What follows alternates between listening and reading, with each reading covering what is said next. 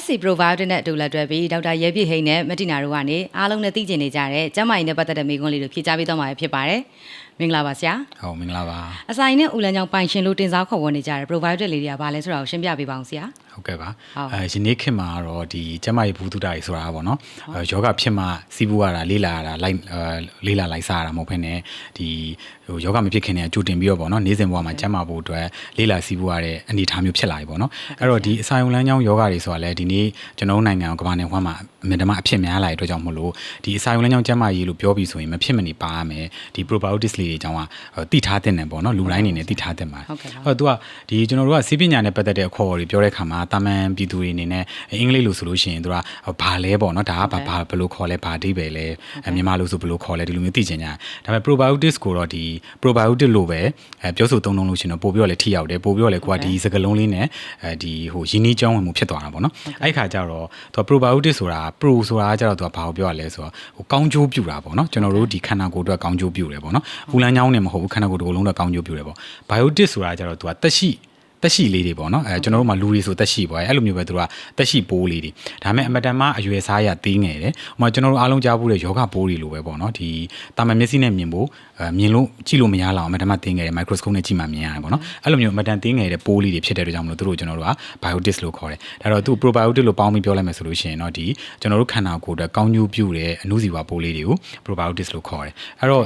သူတို့ကကြတော့ဒီကျွန်တော်တို့အခုနောက်ပိုင်းကျတော့ဒီပညာရှင်တွေနဲ့ပဲမှာပေါ့နော်ကမ္ဘာနယ်ဝှမ်းမှာဆိုရင် probiotic တွေရဲ့ကောင်းကျိုးပြုတဲ့ပုံတွေသူတို့ရဲ့အရေးပါမှုပေါ့နော်သူတို့ရဲ့အခန်းကဏ္ဍကသူကအရန်ကိုကျေပြန့်လာတယ်ပေါ့နော်အဲ့ခါကျတော့သူတို့ကိုကျွန်တော်တို့ကတင်စားပြီးတော့ကျွန်တော်တို့ရဲ့တကယ်ဦးလန်းချောင်းပိုင်ရှင်ကသူတို့ပဲသူတို့ကကျွန်တော်တို့ဒီဆိုင်ဦးလန်းချောင်းကျွန်တော်တို့လူသားတွေရဲ့ဆိုင်ဦးလန်းချောင်းမှာနေတယ်ပြီးတဲ့ခါကျရင်ကျွန်တော်တို့ခန္ဓာကိုယ်ရဲ့ကောင်းကျိုးတွေအများကြီးပြုတယ်အဲ့ခါကျကျွန်တော်တို့ကအင်္ဂလိပ်လို gut doctor ပေါ့နော် GUD gut ဆိုတာကြာအဆိုင်ဦးလန်းချောင်းတစ်ခုလုံးခြုံပြီးတော့ပြောတာဒေါက်တာဆိုတော့ဆရာဝန်ပေါ့နော်အဲ့တော့ gut doctor အဆိုင်ဦးလန်းချောင်းရဲ့ဆရာဝန်အဆိုင်ဦးလန်းချောင်းသမားတော်အဆိုင်ဦးလန်းချောင်းရဲ့ပိုင်ရှင်ဆိုပြီးတော့အဲ့လိုမျိုးတင်စားပြီးပြောကြတဲ့ဒီအကျိုးပြုပိုးလေးတွေကို probiotics လို့ခေါ်ပါတယ်ဟုတ်ကဲ့ပါဆရာ probiotic လေးတွေကဒီအဆိုင်နဲ့ဦးလန်းချောင်းတွေဘယ်လိုကောင်းကျိုးလေးတွေပြုလဲဆရာဟုတ်ကဲ့ပါဆိုတော့ပြောရမယ်ဆိုလို့ရှိရင်ဒီအစာယုံလမ်းကြောင်းကဒီအစာချီတယ်ပြီးတဲ့ခါကျရင်အာဟာရတွေကိုစုပ်ယူတယ်ပြီးလို့ရှိရင်ခန္ဓာကိုယ်မှာရှိတဲ့လုပ်ငန်းတွေလုပ်တယ်ဒီလုပ်ငန်းနှစ်ခုလုံးမှာဒီ probiotics လို့ခေါ်တဲ့အကျိုးပြုပိုးလေးတွေကသူကအဓိကအရေးပါတဲ့ခန်းကဏ္ဍတွေပါဝင်နေတယ်ကျွန်တော်တို့ပါဇက်ထဲကနေအစာစားလိုက်တဲ့ချိန်ကနေအစာချီမယ်အစာအာဟာရစုပ်ယူမယ်နောက်ဆုံးမစင်စွန်းတဲ့ချိန်ထိဖြစ်စဉ်တစ်ခုလုံးမှာ probiotic တွေကအမှန်တမ်းအရေးကြီးတဲ့လုပ်ငန်းပေါင်းများစွာကိုသူတို့ကလုပ်နေရတယ်ပေါ့နော်အဲ့တော့အစာချီရမှာလည်းပါတယ်အာဟာရစုပ်ယူမှာလည်းပါတယ်တတိယတစ်ခုကတော့ဘာလဲဆိုကိုခံအားစနစ်အဲ့တော့ကျွန်တော်တို့ကလူတွေအခုပေါ့နော်ကိုဗစ်ကာလကိုကမ္ဘာမှာရှိတဲ့တန်းထောင်ပေါင်းများသောသူတွေကဖြတ်တန်းလာပြီးတဲ့အခါမှာကိုခံအားဆိုတာကိုနားယူနေကြပြီပေါ့နော်အဲ့တော့ကိုခံအားစနစ်ကောင်းမွန်ဖို့လေ probiotic တွေကသူကလုပ်ပေးတယ်ဘယ်လိုမျိုးလဲဆိုတော့ကျွန်တော်တို့ခန္ဓာကိုယ်ရဲ့ကိုခံအားစနစ်ကဒီအစာယုံလမ်းကြောင်းမှာပဲတည်ရှိရအဲ့ဆရာတို့ခန္ဓာကိုယ်မှာရှိတဲ့ကိုခံအားစနစ်အလုံးပေါင်းရဲ့3ပုံ2ပုံလောက်ကဦးလမ်းကြောင်းမှာတည်ရှိရဆိုတဲ့အခါကျတော့ဒီဦးလန်းချောင်းမှာတည်ရှိတဲ့ကိုခန်းစနစ်မှန်တယ်ခင်ဗျအဲ့တော့ဒီဦးလန်းချောင်းမှာတည်ရှိတဲ့ကိုခန်းစနစ်အာယုံကျော်စနစ်ကနေပြီးတော့ပဲဆရာတို့ခန္ဓာကိုယ်မှာရှိတဲ့လုပ်ငန်းတွေပေါ့နော်ယောဂပိုးတွေဝင်လာဘယ်လိုတိုက်ဖြတ်မှာလဲကျွန်တော်တို့နေ့စဉ်ဘဝမှာအလုပ်တွေလုပ်နိုင်မှုအတွက်ကိုခန်းကောင်းစွမ်းရင်ပြည့်နဲ့နော်ခွန်အားပြည့်နဲ့လုပ်နိုင်မှုဆိုတာဒါတွေကကိုခန်းစနစ်ကလုပ်လို့တာဆိုတော့အဲ့ဒီကိုခန်းစနစ်တစ်ခုလုံးကိုလည်း probiotic ကပဲသူကအလုပ်လုပ်ပေးနေတာသူကအဓိက90%လောက်မှန်တယ်ခင်ဗျသူကအဓိကအလုပ်လုပ်ပေးနေတယ်ပြောရမယ်ဆို key player ပေါ့နော်ဘာမှလို့ပြောရရင်ဘယ်လိုပြောမလဲအဓိကအရေးပါတယ်ဇက်လိုက်မင်းသားမင်းသမီးတွေလို့အောင်ပြောလို့ရတယ်ဆိုတော့တတိယချက်အနေနဲ့ဆိုရင်ပထမချက်မှာအစာချေမယ်အာဟာရဆုပ်ယူမယ်ကိုခန်းစနစ်ကြီးတိဆောက်ဖို့ကိုခန်းအားကြီးကောင်းနေဖို့ကျွန်တော်တို့ဒီယောဂတွေခဏမဖြစ်ဖို့ခဏမဖျားနာဖို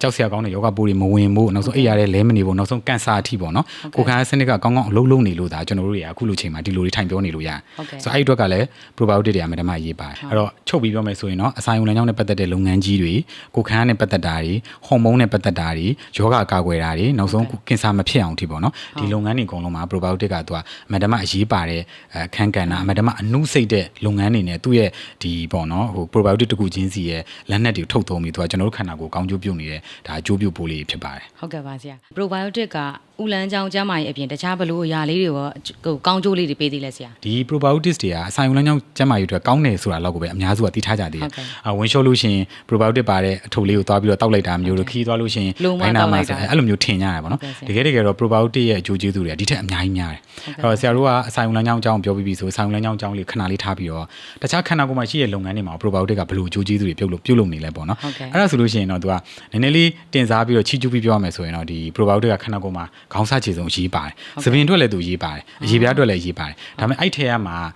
သိပ္ပံနည်းကျအထောက်ထားတွေခိုင်မာပြီးတော့ပေါ့နော်တကယ်ကိုပညာရှင်တွေလက်ခံထားတဲ့အကျိုးကျေးဇူးတွေကိုပြောမယ်ဆိုလို့ရှိရင်တော့သူကအဓိကကတော့ခုနရှေ့မှာတော့ပြောခဲ့သလိုပေါ့နော်ဒီ probiotic ရဲ့ပြင်မလုပ်သည့်အစာချေမဲ့ဟာရဆိုယူမယ်ဒါပေမဲ့အဓိကကတော့ကိုယ်ခံစနစ်မှာအလုပ်လုပ်တယ်ဆိုတဲ့နေရာမှာလေဥပမာကျွန်တော်တို့ဟာတုံတော့မိုးမိရတော့မဖျားဘူးကိုယ်ခံကောင်းတယ်တနေ့နေလို့တစ်ခါမဖျားဘူးတုပ်ကွေးလည်းမဖြစ်ဘူးဒီလိုကိုယ်ခံကောင်းတာပြင်ကိုခံအောင်ထိမ့်ညှိပေးတယ်ဆိုတာလည်းရေးကြည့်သေးတယ်ဒါဒီနေ့ခေတ်မှာဆိုလို့ရှိရင်အမတမကဘာနဲ့ဟွမ်းပေါ့နော်ဆရာတို့နိုင်ငံမှာဆိုလည်းအမတမကြောက်စရာကောင်းတော့အဖြစ်များလာတဲ့ auto immune ယောဂါတွေပေါ့auto immune ယောဂါဆိုတာကိုယ့်ရဲ့ကိုခံစနစ်ကကိုပြန်တိုက်တဲ့ယောဂါတွေအဲ့ဒီတိုက်တဲ့ယောဂါတွေမှာကျတော့ကိုခံကောင်းနေုံနဲ့မရအောင်ကိုခံအားညှိရအင်္ဂလိပ်လိုဆို modulation လုပ်တယ်လို့ခေါ်တယ်ပေါ့နော် facilitation လုပ်တာပေါ့နော်အဲ့တော့ကိုခံစနစ်ကအလုပ်လုပ်တယ်ဆိုတာယောဂပိုးပဲတိုက်ရမှာကိုခန္ဓာကိုယ်ပစ္စည်းကိုတိုက်ဆရာမလို့ယောဂပိုးဆိုတဲ့နေရာမှာလဲယောဂပိုးတွေကိုဘယ်ယောဂပိုးဘယ်လိုလက်နှက်နဲ့ဘယ်လောက်အင်အားသုံးပြီးတိုက်မလဲဆိုတာအတိအကျရှိအဲ့လိုပုံစံမျိုးကောင်းကောင်းအလုပ်လုပ်နိုင်ဖို့ဆိုတော့ကိုခံစနစ်ကဥမာပိုးကောင်သေးသေးလေးကိုအားကြီးတဲ့လက်နှက်နဲ့တိုက်ဆရာမလို့အဲ့လိုပုံစံမျိုးဖြစ်ဖို့ဆိုတာဒီ immune modulation ပေါ့နော်ကိုခံစနစ်ကထိန်းညှိပြီးတော့အလုပ်လုပ်တတ်ဖို့ပေါ့အဲ့အတွက်ဆိုလို့ရှိရင် probiotic ကသူကအရေးပါတယ်နောက်တစ်ချက်ကကျတော့ဒီဘက်ခေတ်မှာဒါကဘာနယ်ဝအမတမအဖြစ်များလာကြတယ်သွေးတိုးယောဂါတို့နော်စီကျူသွေးကျူယောဂါတို့နောက်ပြီးတဲ့ခါကျအသေးစီဖုံးယောဂါတို့ကင်ဆာယောဂါတို့ဒါတွေမှာဆိုလို့ရှိရင်လေ probiotic ကကောင်းကျိုးပြုတယ်နောက်ပြီးတဲ့ခါကျလို့ရှိရင်ကုသခက်တဲ့အရေးပြားယောဂါတွေစိတ်ပိုင်းဆိုင်ရာယောဂါတွေနော်ဒီဘက်ခေတ်မှာလူတွေအများစုဖြစ်နေတဲ့အိတ်မပြောတာတို့စိုးရင်စိတ်တွေများတာတို့စိတ်ဖိစီးမှုများတာတို့အတွေးတွေလွန်နေတာတို့မေ့လာတာတွေတို့ဒါတွေမှာဆိုလဲ probiotic ကကြိုးကျေးဇူးရှိတယ်နောက်ကင်ဆာယောဂါနဲ့ပတ်သက်လို့ပေါ့နော်ကင်ဆာယောဂါနဲ့ပတ်သက်လို့ရှိရင်လည်းကင်ဆာယောဂါကာကွယ်တဲ့နေရာမှာရောကင်ဆာယောဂါကိုကုသတဲ့နေရာမှာ probiotic ကအရန်မဲ့အကျိုးရှိတယ်။ဒါအပြင်ဒီ2020ပြည့်နှစ်နောက်ပိုင်းမှာဒါကမ္ဘာနယ်ဝအရန်ခစ်စားလာတယ်အရန်လဲပညာရှင်တွေလည်းပဲမှာစိတ်ဝင်စားတယ်အင်္ဂလိပ်လိုဆိုတော့ကျွန်တော်တို့က anti aging medicine လို့ခေါ်တာပေါ့နော် anti aging medicine ဆိုတာဘာကိုပြောရလဲဆိုတော့ဗမာလိုပြောလို့ရှိရင်တော့နှုတ်ပြအောင်လုပ်တဲ့ဆေးပညာပေါ့ဒါပေမဲ့နှုတ်ပြအောင်လုပ်တယ်ဆိုတာနှုတ်ပြဖို့ပဲတည်တတ်မဟုတ်ဘူးကျွန်တော်တို့တွေကကြမ်းကြမ်းမာမာနဲ့အသက်တွေကတော့ကြီးလာမှာပဲအသက်ကြီးလာတယ်ဆိုတဲ့သဘာဝတရားကိုတော့ဆန့်ကျင်လို့မရဘူးသို့တော့ဒီအသက်ကြီးတဲ့ခါမှာကြမ်းကြမ်းမာမာနဲ့အသက်ကြီးဖို့အတွက်လိုအပ်တဲ့အကြံဉာဏ်တွေပေးတဲ့ဆေးပညာကို anti aging medicine လို့ခေါ်တယ်။အဲ့ anti aging medicine မှာဆိုလို့ရှိရင်လည်း probiotic တွေကထိတ်ဆုံးမှာပြန်ပါနေပြန်တယ်။အဲ့တော့ကျွန်တော်တို့ရလှဟုတ်တယ်ခင်ဗျာ။အဲ့တော့လှခြင်းနဲ့နုပြိုခြင်းနဲ့ကဲလှတာနုပြိုတာမလိုချင်ဘူးဆိုတော့လူတိုင်းကကျမ်းမာခြင်းတယ်ဗျာ။အဲ့တော့မှအသက်65 80ဖြစ်လို့ဒူးနာနေပါပြီတောင်မတက်နိုင်တော့ပါဘူးမီးတွေခရီးသွားလို့လည်းမလိုက်နိုင်ဘူးဆိုတာအဲ့ဒါအသက်ကိုလွှဲချနေရ။သူများနိုင်ငံတွေမှာဆိုလို့ရှိရင်65 80 85ထိ7စီးနိုင်တယ်တောင်တက်နိုင်တယ်ဟလာရေတွေလည်းကူးနိုင်တယ်အဲ့လိုမျိုးရှိရပေါ့။ဆိုတဲ့ခါကျတော့ပြောချင်တာအသက်အရွယ်ကြီးလာတဲ့ခါမှာလည်းကျွန်တော်တို့ကဒီ probiotic တွေကကျွန်တော်တို့တွေအသက်ကြီးတဲ့အချိန်မှာအိုတော့အိုမယ်ကျန်းကျန်းမာမာနဲ့အိုအောင်လို့သူကလုပ်ပေးတယ်အဲ့တော့အဲ့ anti aging medicine မှာဆိုလဲအခု probiotic တွေကိုတော်တော်ကြီးကိုနေရာပေးပြီးတော့ anti aging medicine နဲ့ပတ်သက်တဲ့ဟာတွေပေါ့နော်အားလုံးသိရဲ့ collagen တွေတောက်မှလား gluta တွေသွင်းမှလားဆိုတာထက်ကို probiotic ကပို့ပြီးတော့မှမြင်မာတဲ့သုတေသနခိုင်မာမှုတွေထောက်ထားရင်းနဲ့ပညာရှင်တွေကစိတ်ဝင်စားပြီးတော့သုံးချလာကြပါပြီပေါ့နော်ဒါကတော့ probiotic ရဲ့အကျိုးကျေးဇူးလေးတွေပေါ့ဟုတ်ကဲ့ probiotic ကခေါင်းထိအကုန်လုံးပြောလို့ရမယ်နော်သူကတော်တော်များများအကုန်လုံးမှာတော်တော်အကျုံးဝင်တယ်ဆိုတော့ခန္ဓာကိုယ်တစ်ခုလုံးအတွက်ဘယ်လောက်တောင်မှအရေးပါလဲပြီးတော့ဒီအစာရည်နဲ့ဥလန်းကြောင့်ဒီစောက်ပုံလေးကprobiotic ကဘယ်လောက်တောင်အရေးပါလဲဆိုတာလည်းရှင်းပြပေးပါအောင်ဆရာဟုတ်ကဲ့ပါအဲ့တော့ကျွန်တော်တို့ကအခုမိတ်ဆွေတို့အခုကြည့်နေရကျွန်တော်တို့ဒီ season လေးကအဆိုင်လမ်းကြောင်းနဲ့ပတ်သက်တဲ့ပြည့်စုံတဲ့ကျမကြီးဘူးတူတာတွေဖြန့်ဝေပေးနေတဲ့အမေးဖြေကဏ္ဍလေးဖြစ်ပါတယ်SC Probiotics လို့ခေါ်တဲ့ဒီ probiotic ဖြစ်စရာကုမ္ပဏီကနေခုညပံ့ပိုးပေးထားတာပေါ့နော်ဆိုတော့မိတ်ဆွေတို့အနေနဲ့ probiotic အကြောင်းတွေပဲသိနေတာ probiotic ရဲ့ကောင်းကျိုးတွေပဲသိပြီဒါဆိုကိုယ့်ရဲ့ဥလန်းကြောင်းကဘယ်လိုလဲဆိုတာလေးနည်းနည်းတော့သိတင်တာပေါ့နော်အဲ့တော့ကျွန်တော်တို့မှာဗဇက်တွေရှိတယ်သွားတွေရှိတယ်ပြီးလို့ရှိရင်ကျွန်တော်တို့ကဒီဗဇက်ထဲမှာဝါလိုက်တဲ့အစားအစာတွေနော်အဲ့ဝါလိုက်ပြီလို့ရှိရင်တော့မလှတော့ဘူးပေါ့နော်ကျွန်တော်တို့ကအပြင်မှာလှလှဖပြင်ထားတဲ့စားတော့ဗဇက်ထဲမှာဝါလိုက်မယ်အဲ့ဝါပြီးသားရလာတဲ့အစားအစာပေါ့နော်ဒါကိုတော့ကျွန်တော်တို့အင်္ဂလိပ်လိုတော့ bolus လို့ခေါ်တယ်ထားပါတော့ဝါထားပြီးသားအစာပေါ့အဲ့ဝါထားပြီးသားဟာကိုကျွန်တော်တို့ကမျိုးချလိုက်တယ်မျိုးချလိုက်တယ်ဆိုကျွန်တော်တို့ရဲ့ဒီဟာကိုအစာရည်မျိုးလို့ခေါ်တယ်အင်္ဂလိပ်လိုတော့ esophagus ပေါ့နော်အဲ့တော့သူ့နာမည်တိုင်းပဲအစားအစာတွေနဲ့အရည်တွေနဲ့ကိုမျိုးချပေးတယ်ပိုက်အဲ့တော့ဒီအစာရည်မျိုးကကြဘာလုံးမှမလုပ်ဘူး तू ကပို့ပေးတဲ့အဆင့်ပဲလုပ်တာပါဇက်ထဲကဝါထားတဲ့အစားအစာတွေအစာရည်နဲ့ကိုပို့ပေးရပြုံမယ်ဒါကြောင့်မလို့သူ့ကိုအစာရည်မျိုးပြုံမျိုးချလိုက်တယ်ဆွဲလို့လုပ်လိုက်တယ်ဒါကိုတော့ခေါ်တာပေါ့နော်ဆိုတော့အစာရည်ကိုရောက်သွားပြီအစာရည်ရောက်သွားပြီဆိုတော့သူ့နာမည်တိုင်းပဲအစာရည်ဆိုအစားအစာတွေရှိတဲ့နေရာမလို့အစာရည်လို့ခေါ်တာအဲ့တော့အစာရည်မှာဆိုကျွန်တော်တို့ကအစာချီရှိတယ်အစာချီ acid တွေရှိတယ်ဒါရည်နဲ့အစာကိုချီတယ်ဒါဆိုရင်အစာရည်ကနေစပြီးတော့ကျွန်တော်တို့ကတော့မစင်စွန့်တဲ့အချိန်ထိသွားတဲ့လမ်းကြောင်းတစ်ခုလုံးမှာမာကျောတာတစ်ခုမှမရှိတော့အဲ့တော့အစာယုံလမ်းကြောင်းမှာရှိတဲ့ကြွက်သားလေးကျွန်တော်တို့ကြက်အသေးမြေစားဖို့ကြတယ်ကြက်ဦးတို့ဝက်ဦးတို့စားဖို့ကြတယ်အကုန်လုံးကကြည့်လိုက်ပျော့ပျော့လေးတွေကြီးပဲအဲ့တော့ဒီပျော့ပြောင်းတဲ့ကြွက်သားလေးတွေကဒီအစာတွေဒီလိုပုတ်ပြီးတော့ခြေရတာအဲ့တော့ကျွန်တော်တို့ခန္ဓာကိုယ်မှာမတနာစရာကောင်းတယ်ကျွန်တော်တို့ခန္ဓာကိုယ်ကျွန်တော်တို့ချစ်တတ်ကြမယ်ဆိုတော့ဒီလိုအစီအစဉ်တွေငွေကုန်ကြေးကျခံအချိန်ကုန်ခံပြီးလုပ်နေရလဲဒီရွယ်ချက်နဲ့ပဲဆိုတဲ့ခါကျတော့ဒီကြွက်သားတွေကဒီလိုပုတ်ခြေရတဲ့အတွက်ကျွန်တော်တို့ကဗဇက်ထဲမှာကျင်ညအောင်မဝါလိုက်ဘူးဆိုရင်သူတို့ခမရမှာမာတဲ့ဟာလည်းမရှိဘူးသူတို့ခမရကြွက်သားလေးတွေဒီလိုလက်ကလေးနဲ့ဒီလိုပုတ်ပြီးတော့ပုတ်နေတယ်လို့မျိုးအစာတွေအဖက်တွေကိုခြေရတာ အဲ့တော့ကျွန်တော်တို့ကခောက်ဆွဲကြောက်တစ်ထုပ်ဒါမှမဟုတ်ထမင်းတစ်လုပ်ကိုတေချာမဝါးပဲနဲ့တာမျိုးချလိုက်မယ်ဆိုရင်ကျွန်တော်ရဲ့အစာရုံလမ်းကြောင်းဘယ်လောက်တော့တနာစရာကောင်းလဲနော်ဆိုတော့အဲ့လိုရှိတယ်ဒါမှမဟုတ်ပါစက်ထဲမှာဟုတ်မှားပါတယ်ဆရာအញ្ញံစားတာအញ្ញံဟုတ်တယ်အဲ့ဆိုရင်ဒီဗီဒီယိုလေးကိုကြည့်ပြရတယ်ဒီနေ့ကစပြီးကျွန်တော်တို့ကတေချာဝါးစားတဲ့အကျင့်လုပ်ရမယ်ကျွန်တော်မြန်မာလူမျိုးတွေကမတမညံရင်မြင်တဲ့သူတွေမှာပါပါတယ်ရှင်းတော့ဆိုဆရာတော်ဖျားကြီးတွေကပြောတယ်ထမင်းတစ်လုပ်ကို32ချက်ဝါးရမယ်ဆိုတာဒါလေးလည်းရှိရပေါ့နော်ဆိုတော့အဲ့တော့အစာရုံလမ်းကြောင်းတွေကိုရောက်သွားပြီဆိုရင်ခြေဖြတ်မဲ့မှာကြောတဲ့အရာမရှိတော့ဘူးဆိုတော့အစာရုံအစာတွေရောက်သွားပြီကျွန်တော်တို့ခုပြောနေတယ်အစာရုံရောက်ပြီးတဲ့အခါကျအစာရန်နေနောက်တစ်ဆင့်ကျတော့သူကဘယ်ကိုသွားလဲဆိုဥသိမ်းဥနှောင်းဆိုတာသွားတယ်ကျွန်တော်ဘိုက်ထဲမှာကိုယ့်ရဲ့ဘိုက်ကိုဖောက်ထွင်းပြီးတော့ကြည့်လိုက်မယ်ဆိုရင်အခွေနဲ့နင်းဥပနဲ့ခွေရှိရတာတည်ရတယ်ဟုတ်တယ်အဲ့ဒါလေးတွေကိုကျွန်တော်တို့ဥသိမ်းဥနှောင်းလို့ခေါ်တယ်ဥသိမ်းဥနှောင်းကကြတော့အစာရင်မှာခြေဖြတ်ပြီးသားအစားအစာတွေကိုအသေးစိတ်ညီမလေးအသားကြီးလှဖို့အတွက်မိန်းကလေးတယောက်မှလိုအပ်တဲ့တန်တက်ယောက်ျားလေးတယောက်မှလိုအပ်တဲ့အသားတက်ဒီလိုမျိုးခန္ဓာကိုယ်တွေလိုအပ်တဲ့အာဟာရဓာတ်တွေကို तू အသေးစိတ်သူ့နေရာနဲ့ तू စုပ်ယူတာ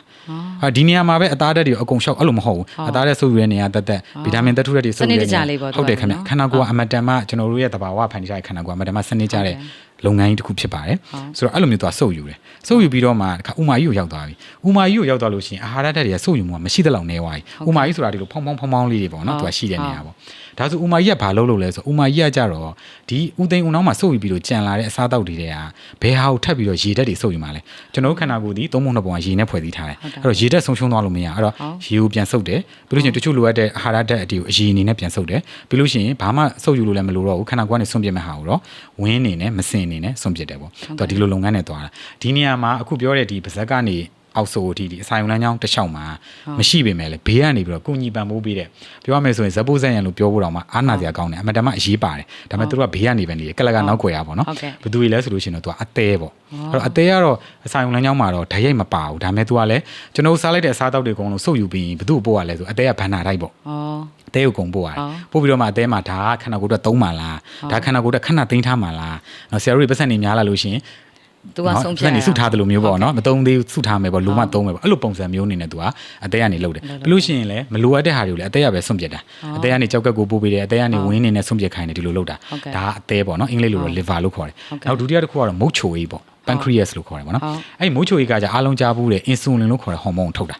ဆိုတော့အဲ့ခါကျတော့ဒီ insulin ဟော်မုန်းထုတ်ပြီးတော့ကျွန်တော်စားလိုက်တဲ့စားသောက်မှာပါလာတဲ့တကြားဓာတ်တွေအဆီဓာတ်တွေအသားဓာတ်တွေဒါတွေကိုကျွန်တော်တို့ခန္ဓာကိုယ်အတွက်ဘယ်လိုသုံးချမလဲဘယ်လိုမျိုးသိမ့်ဆဲထားမလဲဘယ်လိုအလုပ်တွေလုပ်မလဲဆိုတော့သူကညွှန်ကြားတယ်ဆိုတော့ဒီအသေးနဲ့မုတ်ချိုကြီးကလည်းအမတန်မှအစာရုံလမ်းကြောင်းစနစ်မှာအရေးပါတယ်ဘေးကနေပံ့ပိုးပေးတယ်မိတ်ဆွေကောင်းလက်တွဲပေါ်ကောင်းတွေဖြစ်တယ်ပေါ့ဒါဆိုရင်တော့အစာရုံလမ်းကြောင်းနဲ့ပတ်သက်လို့လုပ်ငန်းတွေကိုမြင်သွားပြီပေါ့နော်ဒီဗီဒီယိုလေးကိုကြည့်နေတဲ့သူတွေလည်းကျမကြီးနဲ့ပတ်သက်တဲ့မေးခွန်းလေးတွေသိချင်တယ်ဆိုလို့ရှိရင်ဒီဗီဒီယိုလေးအောက်မှာ comment မှတ်ခဲ့လို့ရပါတယ်အားလုံးပဲကျမပျော်ရွှင်ကြပါစေလို့နှုတ်ခွန်းဆက်လိုက်ပါတယ်ဦးလန်းချောင်းကျမ်းမာနုပြိုလှပစေဖို့ SC Probiotic နေ့စဉ်တောက်စု